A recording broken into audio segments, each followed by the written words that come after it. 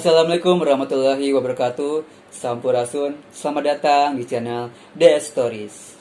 Kali ini kita masuk ke dalam konten petis pengalaman mistis, dimana kali ini gue akan menghadirkan seorang narasumber yang akan menceritakan pengalamannya selama dalam perjalanan ke suatu tempat. Mau tahu ceritanya? Mari kita simak bersama-sama. Oke, seperti yang gue bilang tadi, gue menghadirkan seorang narasumber yang akan menceritakan pengalaman dia selama melakukan perjalanan. Oke, kita langsung berkenalan aja. Ya, terima kasih udah diberi kesempatan dan diundang di The Story. Perkenalkan, nama saya Ulfa. Sebenarnya saya masih sepupu dari Wayan. Oke, ya.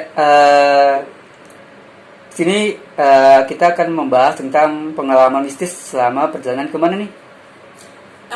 Ada dua perjalanan sih. Yang pertama itu ke daerah Malingping. Ya. Yang kedua itu di Cianjur Selatan. Oke, kita langsung aja ya. Kita simak ceritanya seperti apa. Assalamualaikum warahmatullahi wabarakatuh. Untuk cerita perjalanan mungkin aku akan cerita ke Malingping dulu ya. Nah, waktu perjalanan ke Malingping itu kita dari sini kalau nggak salah itu sekitar jam 5 sore. Itu perjalanan ke Malingping dari Depok ya, dari Depok terus menggunakan mobil. Sempat sebenarnya ada dua mobil, jadi tuh saling tunggu-tungguan karena yang mobil yang satu sempat ada salah jalan gitu.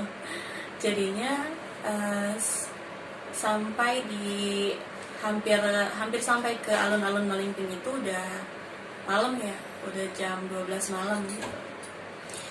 Nah itu baru kali itu sih ke Malingping gitu kan. Ternyata lewat jalurnya kita lewatnya dari sini ke Gunung Sindur, Depok, Gunung Sindur, lurus terus ke Malingping gitu. Nah dalam perjalanan itu kita ternyata melewati hutan gitu. Nah perjalanan di hutan itu namanya malam ya, hampir dini hari gitu kan. Lewat di situ udah tuh mulai biasalah kalau suara hutan kan kayak gimana gitu kan. Cuma memang di beberapa titik ngerasa ada yang ngeliatin nih gitu kan, ada yang ngeliatin nih di kanan dan kiri gitu kan. Tapi itu kadang yang ngeliatin di kanan dan kiri itu beberapa jarak nanti ganti lagi sama yang lain gitu. Jadi kayak punya blok-blok sendiri mungkin ya. Terus memang di dalam perjalanan itu alhamdulillahnya sih percaya aja gitu sama supirnya karena kan bawanya juga sigap gitu kan. Dan sebenarnya kalau mau dibilang perjalanannya juga jalanannya juga nggak begitu hancur atau gimana gitu kan. Bukan yang sebelahnya jurang atau apa, jadi udahlah percaya aja gitu kan. Terus di tengah jalan kayak disuruh tidur gitu. Oh sebelumnya sempat ngeliat ada yang hitam gitu sih, matanya merah gitu kan. Nah, terus pas di jalan gitu ngeliatin kayak gitu langsung kayak disuruh tidur, udah tidur aja daripada takut gitu kan, daripada takut tidur gitu. Ya udah akhirnya tidur tuh di sepanjang jalan. Nah udah mau deket baru mau alun-alun tuh sebenarnya masih hutan lagi ya, kayak hutan apa sih, karet ya. Nah baru situ bangun gitu kan. Nah sebenarnya ada tambahan cerita juga nih. Mama tuh kan sebelahan gitu sama mama. Jadi di mobil tuh di tengah tuh cuman Ova sama mama doang nih berdua gitu. Nah padahal Ova tidur gitu, tapi mama pas nengok ke Ova tuh kayak ngeliat ada sosok cewek cantik gitu kan. Entah putri entah apa gitu, belum tahu tuh di situ. cuman kayak senyum aja gitu kan ke mama gitu, cuman kan si Ova kan lagi tidur gitu kan.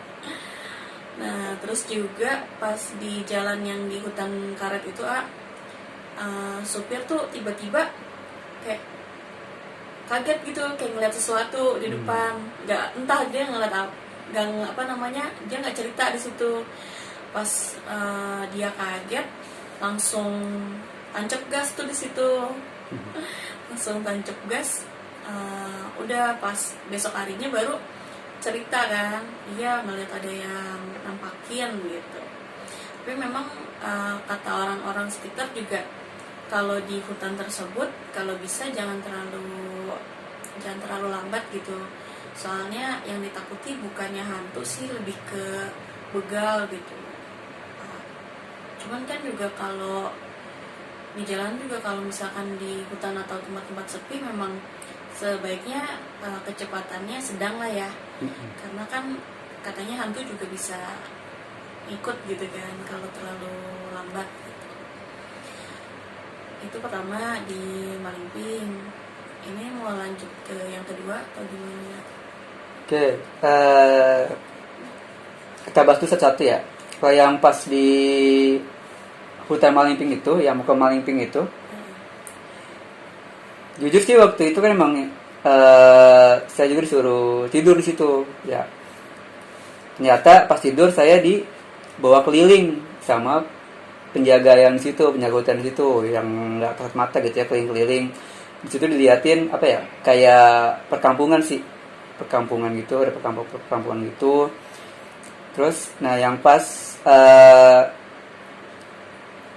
orang tuanya pada ngeliat ada putri itu, ya emang bener sih itu putri yang ada di daerah situ gitu, yang saya ikutlah gitu, pengen tahu ada apa sih gitu, ada apa nih rame-rame gitu kan, kayak gitu aja sih. Terus yang pas sampai rumah ada nggak, pas sampai tempatnya gimana? Oh, ada juga sih pas nyampe rumah di sana ya.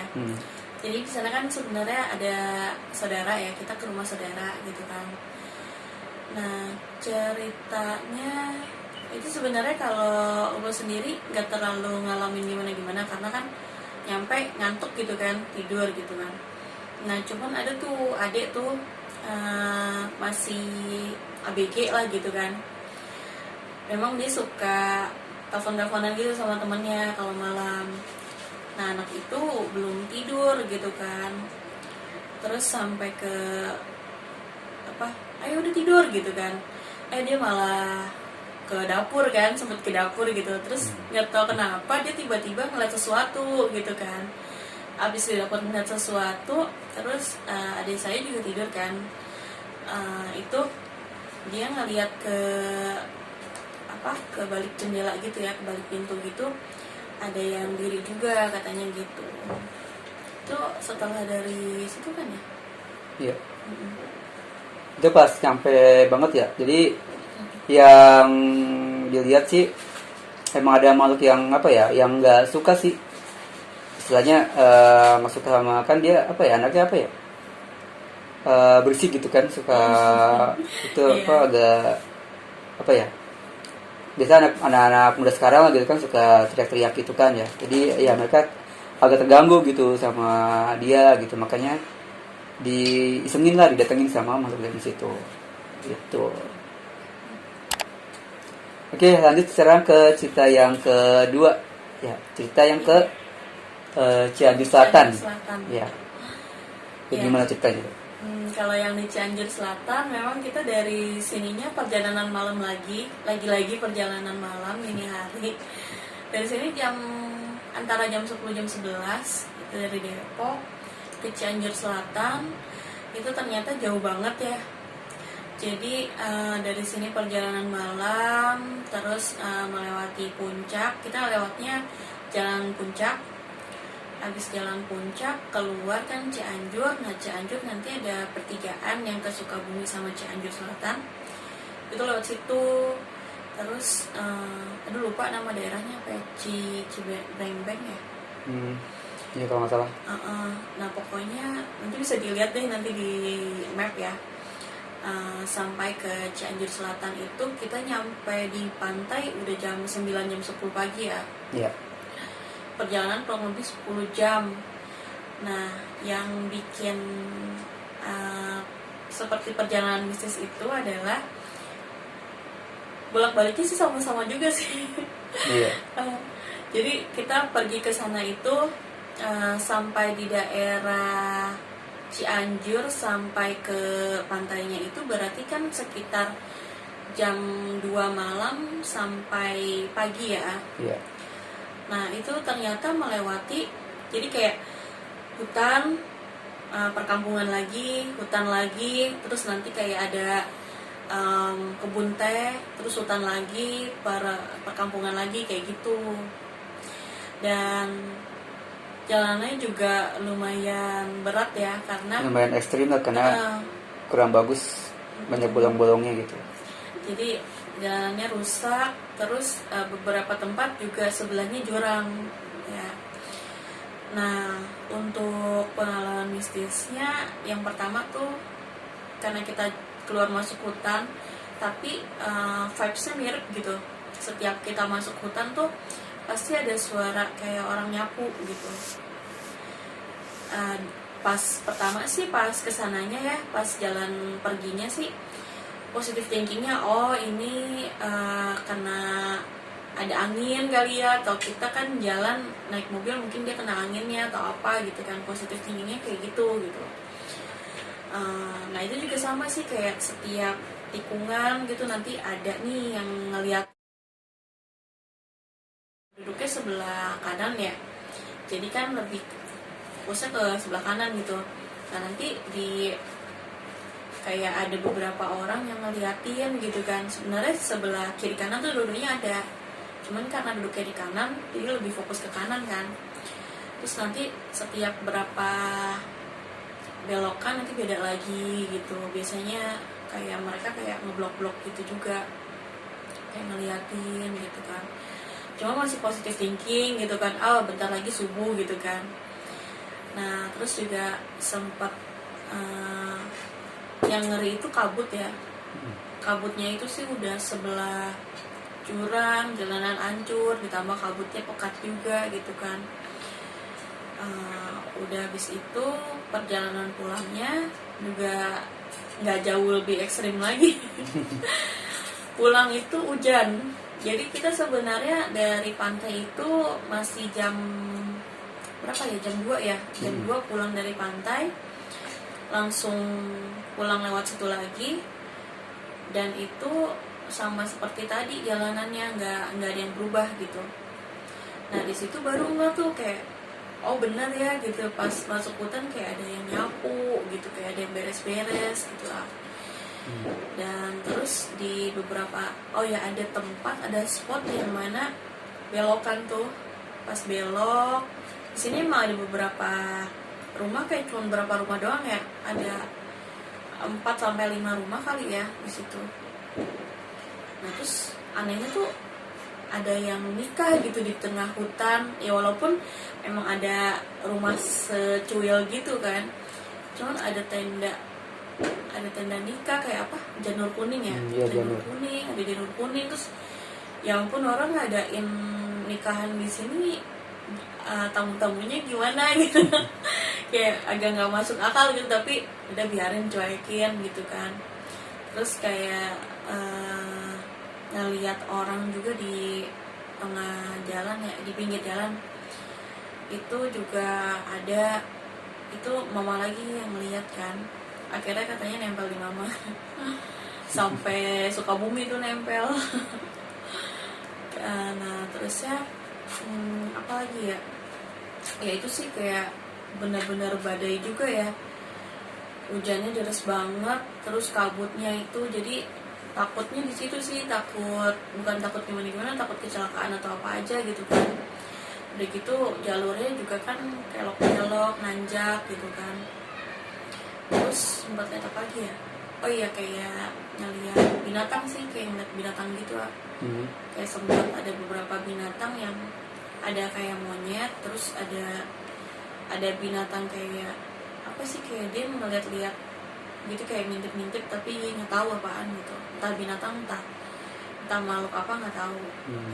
Terus lagi ya, sama yang di Sukabumi juga tuh yang kita habis makan, terus ada juga tuh monyet tuh di pohon-pohon itu melihatnya gitu. Terus sama terakhir pas di Sukabumi mau pulang juga ngelihat ada dayang ya. Kayak gini gitu, bajunya kayak baju kerajaan gitu, tapi kayak masih kayak ada gini nih tulang gininya, terus kemennya sama bawahannya. Itu sih yang perjalanan selama ke Cianjur Selatan. Kalau di tempatnya sendiri, di pantainya sendiri itu alhamdulillah nyaman-nyaman aja ya, nggak ada ngerasa gimana, cuman perjalanannya aja yang kayak masuk ke dunia lain. Itu sih ya. Oke, bisa ditambahin lagi ya. Jadi seperti biasa kalau lewat hutan tuh bawaannya tuh ngantuk ya, pengen tidur gitu kan. Sama seperti yang lalu, jadi pas situ emang kayak apa ya, bener sih emang masuk ke dunia lain sih, dimensi lain gitu kan, karena banyak apa ya, banyak kegiatan ya di situ, karena ngerasa itu lagi kayak habis pesta aja gitu, ada yang hajatan.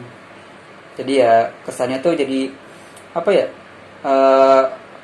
kada orang hajat tapi kita lewatin gitu, gimana tuh ya, kayak gitu ya, ya kayak agak terganggu juga sih mereka gitu. Makanya kemarin ada yang lihat apa, janur kuning gitu, ada orang-orang yang beberes, sapu-sapu gitu-gitu. Jadi ya mereka kayak habis ngeberesin pesta aja gitu yang dilihat gitu ya.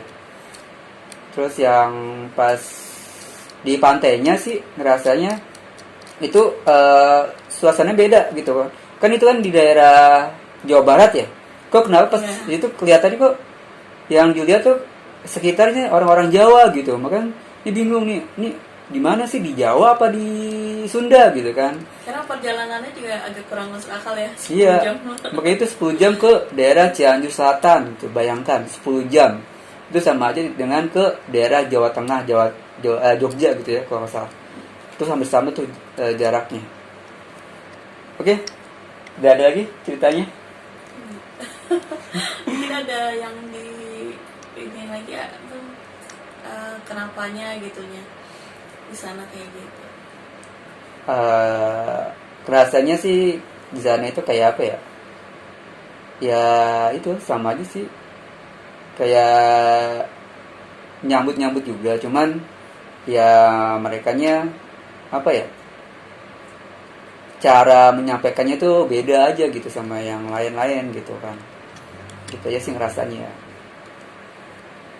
Oke, kalau tidak ada lagi kita cukup sampai sini dulu cerita di Petis Pengalaman Mistis. Terima kasih buat Ulfa yang udah menyempatkan waktunya bercerita. Oke, jangan lupa juga nih kan Ulfa ada channel YouTube-nya ya, apa channel YouTube-nya? Ada di Jorfla. Kalau di Story mungkin lebih ke mistisnya, kalau di Jorfla lebih ke jalan-jalannya. Ya, jangan lupa tuh di subscribe ya. Oke, gue pamit. Wassalamualaikum warahmatullahi wabarakatuh.